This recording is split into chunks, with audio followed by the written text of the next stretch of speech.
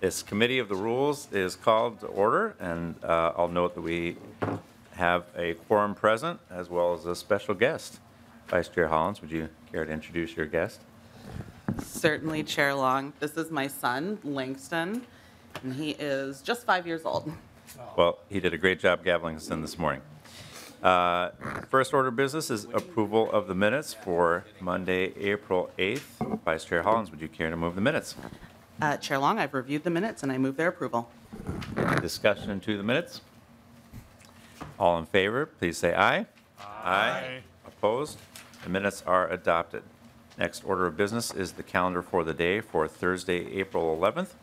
We are proposing House File 4753, Representative Pulowski, surplus allocation to disaster assistance contingency account. House File 4310, Representative Lilly, compensation plans ratified. House File 4993, Representative Liebling, DHS forecast adjustment. House File 3376, Representative Greenman, digital game and fish licenses authorized. House File 1989, Representative Moeller, ticket sale disclosure required. House File 3438, Representative Greenman, junk fees, deceptive trade practice. Senate File 3852, Labor and Industry Policy Bill. And Senate File 3567, K-12 Education Policy Bill. I move the adoption of the calendar for the day pursuant to Rule 1.21 and 3.33. The Committee on Rules and Legislative Administration will designate Thursday, April 11th for the adoption of the calendar for the day and establish a pre-filing requirement for amendments offered to those bills. Discussion to the calendar for the day. Seeing none, all those in favor, please say aye. Aye. Opposed? The calendar for the day is adopted. Next order of business is deadline waivers. Pursuant to Joint Rule 2.03, there are several bills before the committee for a waiver after missing deadline. As a reminder, the only purpose before us is to waive the deadlines for further actions and to recommend a re-referral for a substantive hearing, so we will not be accepting amendments or public testimony at this time. The first bill before us for a waiver is House File 4713, Representative Curran, and the reason for the waiver is the committee had intended to hear House File 4713 but did not receive the fiscal note until immediately before the policy deadline. In the fiscal note, it indicated a cost to the Health Department, and so Chair Liebling requested to hear the bill after the Labor Committee but could not hear it in time. I move that the deadlines be waived for further action on House File 4713 and that House File 4713 be re-referred to the Committee on Health, Finance, and Policy. Discussion to the motion. Representative Rarick. Thank you, Mr. Chair. It's a little difficult, again, since we don't have the bill author, but I'm just wondering if there's a plan for it to move in the omnibus bill, and if so, which committee's budget target, because it does have a fiscal note, as you noted.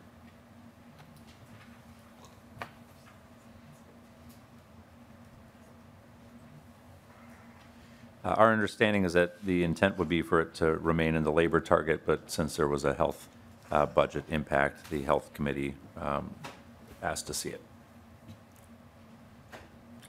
Further discussion? Representative Barrett? Just a quick follow-up. Thank you. So I don't know if you mentioned what the fiscal note stated, and it doesn't fall within the parameters of that budget that you said it was going to be in. Was that a question or a statement? Sorry. I was just wondering if you could, you had said that it had a fiscal implication, and wondering if you know what that is, and if that does fit within the fiscal target of the committee that it will ride within. I don't have the fiscal note in front of me. The fiscal discussions are more appropriate for the fiscal committees themselves. In terms of the reason that it's before us today, it's because, as I stated, the fiscal note didn't come in until right before the policy deadline, and there was a need. It showed in the fiscal note that there was a need for one more committee stop. Any further discussion? Seeing none, all those in favor of the motion, please say aye. Aye. Opposed? The motion carries.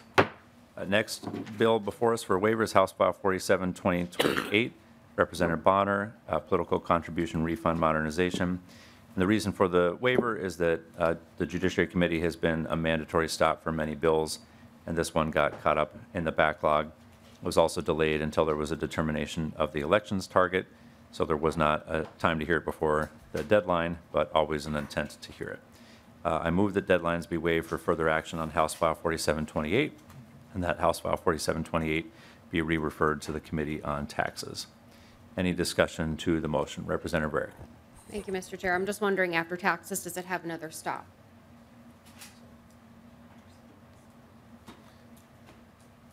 Our understanding is that it does not. Um, No, it does not. Okay, Mr. Chair, follow up. Representative Rarick. Thank you, Mr. Chair.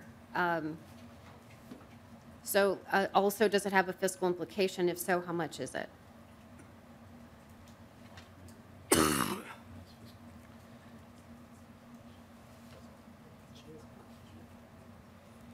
It does have a fiscal implication. We don't have the number in front of us.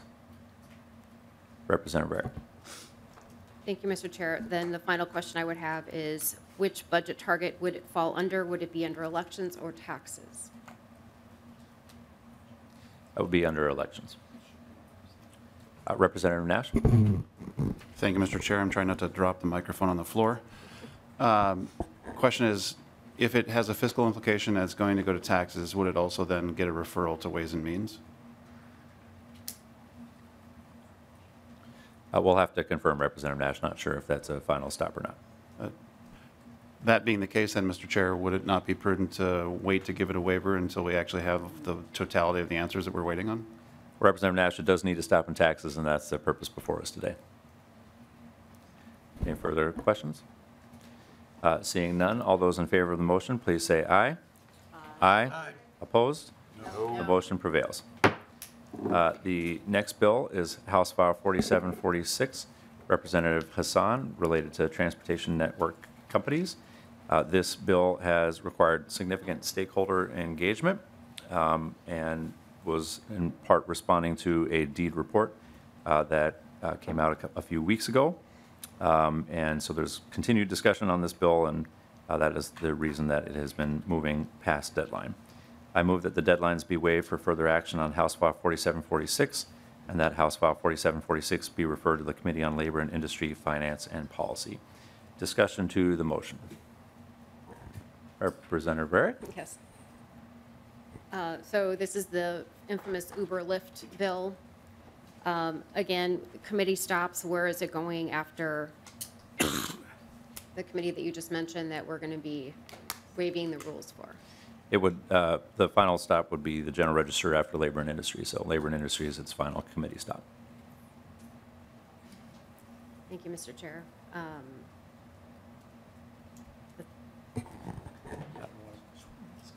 Representative Robbins. Thank you, Mr. Chair. So I understand that this bill has, needed stakeholder engagement and, has been a complicated process.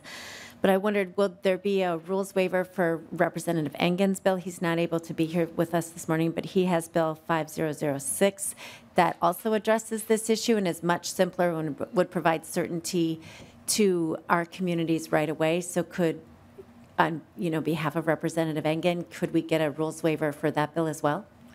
Unlikely, Representative Robbins, as I mentioned on the floor, when there was a motion to suspend the rules and declare an urgency, that bill is certainly overbroad. There is local important work in terms of regulating transportation network companies, and that would remove all regulatory ability from local government. Further discussion? Seeing none, all those in favor, please say aye. Aye. Opposed? The motion carries. And our last bill for waiver this morning is House File 3499, Representative Bram, Railroad Safety Provided. The reason for the waiver is the bill was first heard on March 12th, but Judiciary was backlogged and not able to hear the bill before the deadline. I move that the deadlines be waived for further action on House File 3499 and that House File 3499 be re-referred to the Committee on Transportation, Finance, and Policy. Discussion to the motion. Representative Rarick. Mr. Chair, does this have a fiscal implication?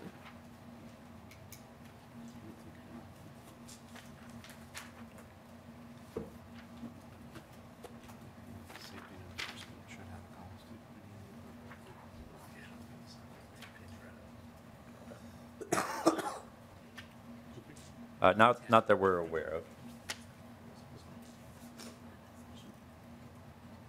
of. There is a fiscal note from a special revenue fund.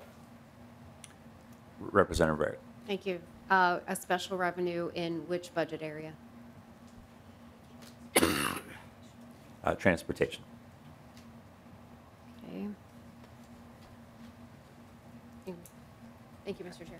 Representative Nash. Thank you, Mr. Chair. And if it's a special revenue note in transportation, does that fall within the parameters of the target that was set for the transportation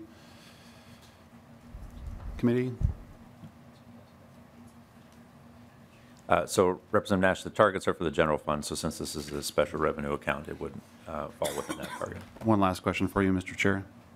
Representative Nash. Thank you, Mr. Chair. Are we to expect another raft of rules waivers anytime soon, beyond the other 4 that we're coming back to later today? Well, I was going to mention that you are in luck. We are going to come back for 4 this afternoon. I feel so lucky. We, I'm sure we'll have other requests. I can't tell you today what requests we will grant in the future.